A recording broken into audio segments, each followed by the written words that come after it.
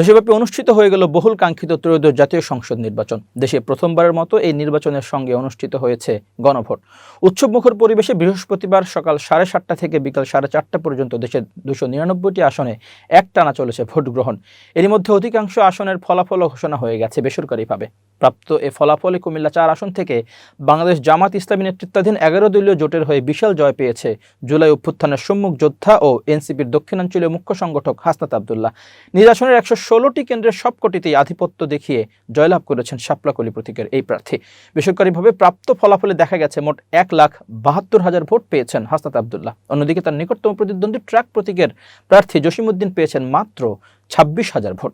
এদিকে নিজের এ জয় হাসনাত আবদুল্লাহ উৎসর্গ করেছেন ইনকিলাব মঞ্চের প্রয়াত মুখপাত্র শরীফ ওসমান বিন হাদিকে। বৃহস্পতিবার 12 ফেব্রুয়ারি রাত 12টার দিকে বেসরকারিভাবে বিজয়ী ঘোষণার পর কুমিল্লার দেবিদ্বারের নেতাকর্মীদের উদ্দেশ্যে তিনি বলেন, আমার বিজয় শহীদ শরীফ ওসমান হাদি ভাইকে উৎসর্গ করলাম।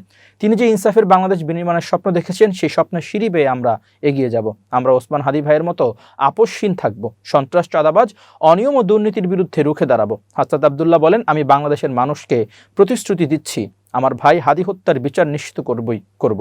আমরা তার দেখানো পথ অনুসরণ করব, ইনসাফের সমাজ বিনির্মাণে কাজ করব, কখনো অন্যায়ের সঙ্গে আপোষ করব না। এনসিপির এই নেতা আরও বলেন, দেবিদ্বার থেকে সন্ত্রাস, চাঁদাবাজের বিরুদ্ধে লড়াই শুরু হবে। চাঁদাবাজ, মাটি লুটেরাদের সঙ্গে কখনো আপোষ করব না।